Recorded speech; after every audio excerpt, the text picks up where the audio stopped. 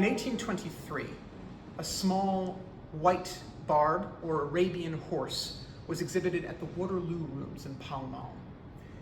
Advertised as Marengo, Napoleon's favorite horse, who had been acquired by his master, the future emperor in Egypt, and then carried him at the Battle of Marengo, the name he bears, Austerlitz, Jena, Wagram, and of course Waterloo, where Marengo was captured.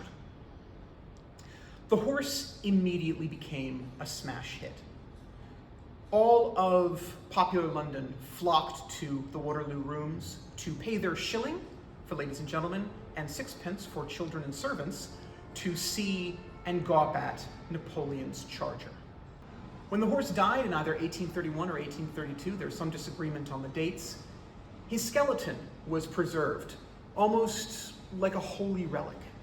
It then found its way to the Royal United Services Institute, and then of course to the National Army Museum, where he stands guard over the Cyborg model to this day.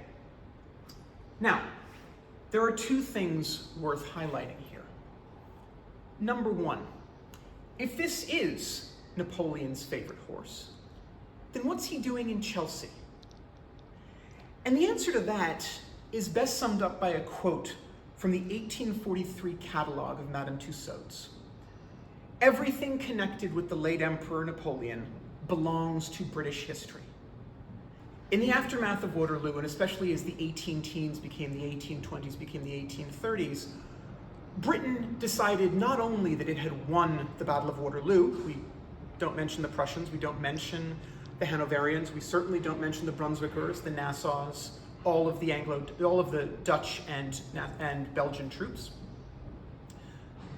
but also that they owned Napoleon. They owned everything that the man had ever touched. He may have been emperor of the French, but he was a British circus exhibit. Marengo is a classic example of this. London also had his carriage captured at Waterloo. Portions of his toilette, his gilt shaving boxes, his cap, things that he used in as much privacy as an emperor ever receives. I said there were two things worth talking about. That's one. The other is that while this is unquestionably a horse skeleton, and we can vouch, and the National Army Museum can vouch that it is a real horse, Jill Hamilton has done extensive research into the imperial stables and found that there was never, in their lists, a horse named Marengo, nor was there any horse that matched the description of Marengo. So, we have a possible fake horse. And this too is very much in keeping with Waterloo memorabilia and Waterloo relics. Relics were so popular, they fetched so much money in terms of purchase, in terms of seeing them, that it was inevitable that the market for fake relics exploded. In some cases, this was relatively small stuff. P.T. Barnum records in his memoirs that at one point he met a manufacturer from the north of England who manufactured fake Waterloo relics that were shipped by the barrel load to Waterloo, buried, dug up again, and then sold back to English tourists. So fake relics are very much a thing.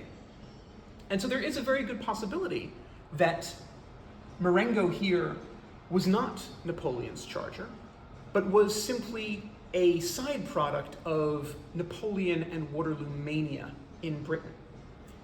Now, even if that is the case, he deserves his place here in the National Army Museum, because whether or not he was ever ridden by Napoleon, he is certainly part of the culture of Waterloo and the culture of British war and peace in the 19th century.